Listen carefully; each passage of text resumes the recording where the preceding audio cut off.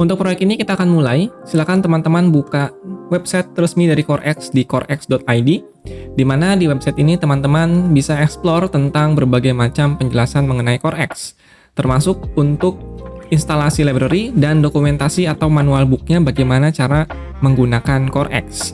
Seperti itu. Tapi di sini saya akan menjelaskan secara singkat untuk spesifik proyek yang akan kita buat. Di sini teman-teman klik pada menu daftar, lalu isikan nama lengkap, email masing-masing, kemudian password yang ingin digunakan, lalu checklist di bagian saya menyetujui syarat dan ketentuan. Lalu teman-teman klik daftar di sana. Silakan klik daftar terlebih dahulu dan pause video ini. Jika teman-teman sudah melakukan pendaftaran, maka selanjutnya silakan teman-teman buka kembali website CoreX-nya, lalu klik tombol masuk di sini dan isikan username serta password dari teman-teman semua. Lalu klik masuk dan akan loading, nanti teman-teman akan ditampilkan tampilan seperti ini. Jika sudah seperti ini, maka kita sudah berhasil membuat akun di CoreX dan kita bisa memulai untuk memprogram CoreX-nya. Langkah selanjutnya adalah teman-teman buka Arduino IDE-nya, kemudian klik di Library Manager di sini, lalu cari nama library-nya adalah CoreX. Pada saat materi ini dibuat, CoreX sudah ada di versi 1.2.4, versi terbaru. Silakan teman-teman install di versi terbaru tersebut, klik install di sini. Oke, seperti itu. Lalu selanjutnya teman-teman perlu melakukan instalasi boardnya. Untuk melakukan instalasi boardnya, teman-teman masuk ke menu File, Preference, kemudian di bagian Additional Boards Manager, kita masukkan ke sini untuk URL-nya. Teman-teman silakan ketikkan URL-nya di bagian yang ini. Harus sama URL-nya, yang bawah tidak perlu. Silakan bisa di-pause terlebih dahulu videonya. Silakan teman-teman ketikkan URL yang ini. Jika sudah, maka teman-teman klik OK. Lalu tunggu sampai loading selesai. Ada proses loading di kanan bawah nantinya. Tunggu sampai dengan selesai. Lalu jika sudah selesai, maka teman-teman perlu masuk ke Boards Manager. Di sini teman-teman cari ESP8266. Di sini ESP8266 by Community. Teman-teman silakan klik install di sini dan tunggu sampai proses instalasinya selesai. Jika proses instalasinya sudah selesai, maka akan muncul tombol menjadi remove seperti ini. Oke, jika sudah diinstal semua, maka semuanya sudah siap dan kita bisa langsung memprogram perangkat IoT kita. Sekarang kita akan mulai untuk membuat proyek dan juga widgetnya terlebih dahulu. Di sini kita menggunakan satu button dan kita juga menggunakan relay untuk mengontrol sirinenya. Oke, di sini kita menggunakan dua device berarti. Sekarang teman-teman login terlebih dahulu ke akun CoreX masing-masing dan klik di menu atur proyek.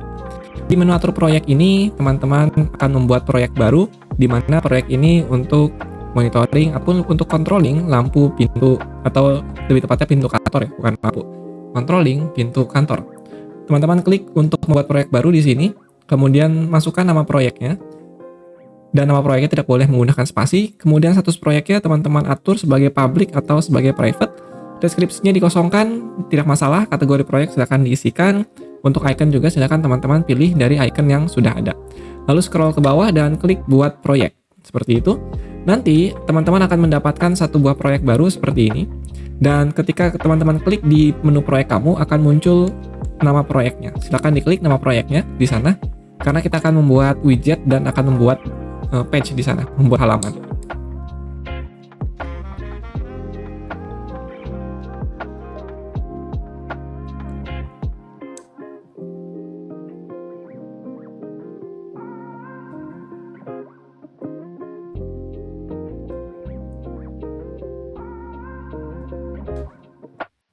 Oke, di sini kita akan buat halaman baru. Tapi sebelumnya teman-teman harus tambahkan dulu token proyeknya. Klik di menu tambah token proyek. Masukkan minimal 500 token ke sini. 500 token teman-teman masukkan minimal ya. Kemudian jika sudah nanti akan tampil jumlah token proyeknya. Di sini ada link proyek kamu, berarti teman-teman bisa membuka proyeknya itu dari sini. Proyek IoT-nya nanti yang telah selesai dibuka di sini. Seperti itu. Kemudian sekarang kita akan buat halaman baru, klik untuk tambah halaman baru. Di sini kita akan membuat halaman dengan judul halamannya adalah kontrol, atau teman-teman bisa monitoring pintu. Seperti itu, deskripsi bisa dikosongkan, urutan posisi lamannya bisa teman-teman gunakan satu. Untuk ikonnya, teman-teman bisa gunakan icon apapun, silahkan pilih, kemudian klik di tambah laman.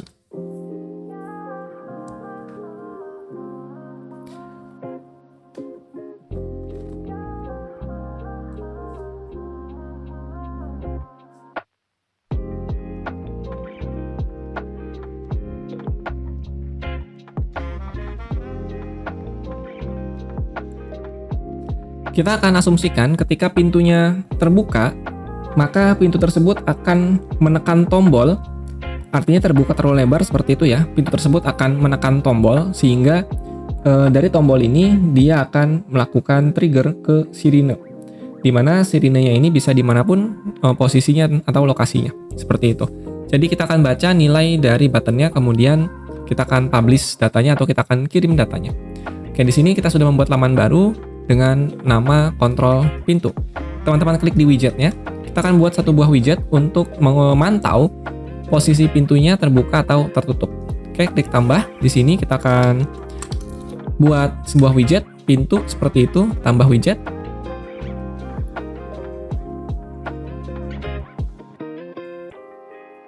Dan urutan prioritasnya teman-teman tentukan saja, katakanlah ini 1. Dan size-nya teman-teman bisa atur sesuka hati. Kemudian satuan unitnya tidak perlu, dan bucketnya di sini kita akan berikan nama bucketnya adalah pintu. Warnanya silakan pilih untuk warna yang teman-teman sukai. Dan ikonnya kita akan gunakan icon yang sudah disediakan.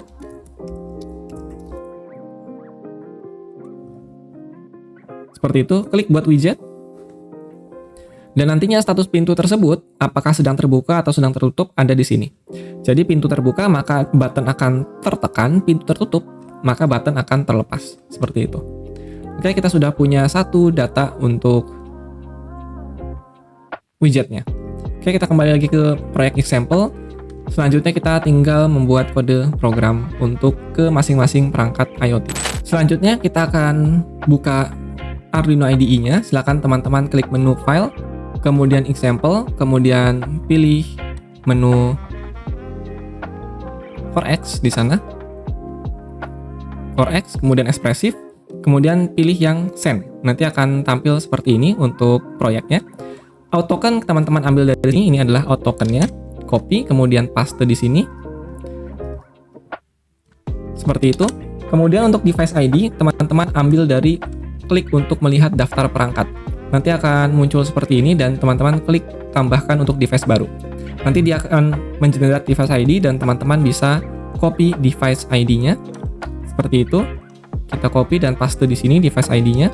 Kemudian untuk SSID dan password sesuaikan dengan WiFi masing-masing.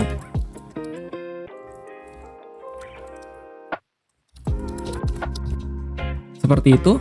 Untuk di bagian send-nya, kita akan buat pengkondisian nantinya, tapi sebelumnya kita akan gunakan pin mode terlebih dahulu untuk memberitahu bahwa tombol, yaitu yang ada di pin nomor D0 itu sebagai input. Seperti itu. Dan di bagian send-nya kita akan gunakan pengkondisian if jika digital read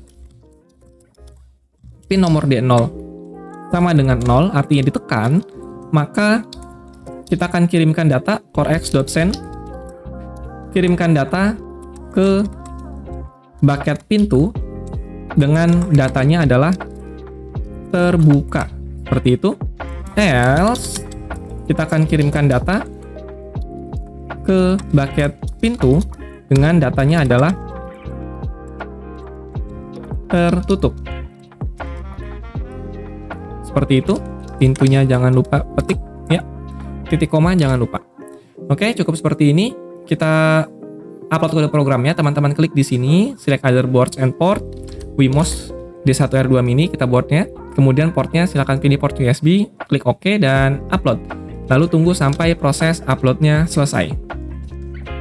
Oke, kita sudah selesai melakukan upload kode programnya. Kita akan periksa dulu di CoreX-nya. Teman-teman buka URL ini, klik di sana URL-nya, kemudian di sebelah kiri ada kontrol pintu. Nanti akan tampil widget seperti ini, dan ketika kita tekan untuk buttonnya, tekan buttonnya seperti itu, dia akan muncul terbuka. Ketika kita lepas, muncul tertutup, seperti itu.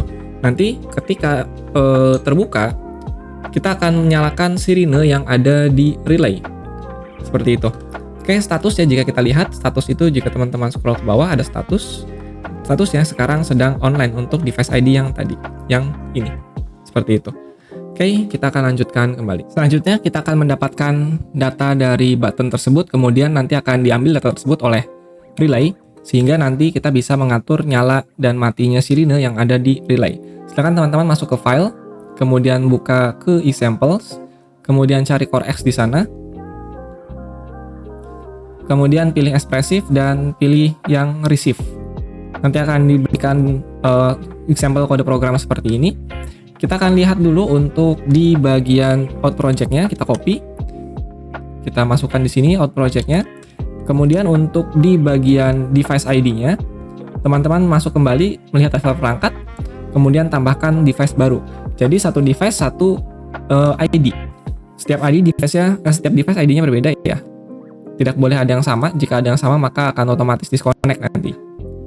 Oke, ini ID yang baru, teman-teman copy, kemudian paste di sana untuk device ID-nya. Seperti itu. Untuk SSID-nya, silakan sesuaikan dengan nama masing-masing. Oke, selanjutnya kita akan isi di bagian receive dan di bagian pin mode-nya. Di sini kita menggunakan relay. Relay jika teman-teman menggunakan modul Core X itu ada di pin D5. Jadi teman-teman bisa mengisi di sini pin mode pin D5 sebagai output. Seperti itu, sehingga di receive-nya kita bisa menggunakan pengkondisian if jika bucket-nya yang diterima itu adalah pintu, maka pengecekan di sini jika datanya sama dengan terbuka seperti itu, maka kita lakukan digital write relay-nya tadi di pin D5, dia menjadi high seperti itu. Else digital write pin D5 dia menjadi low seperti itu. Kita upload kode programnya dan tunggu sampai uploadnya selesai. Oke, di sini seharusnya pintunya menggunakan petik seperti itu ya. Kita upload kode programnya tunggu sampai proses uploadnya selesai. Oke, proses upload sudah selesai. Teman-teman silakan bisa coba untuk menekan tombolnya dan melepas tombolnya. Intinya pada saat tombol tertekan maka posisi dari relay-nya atau posisi dari pintunya adalah terbuka sehingga akan mengaktifkan relay. Seperti itu.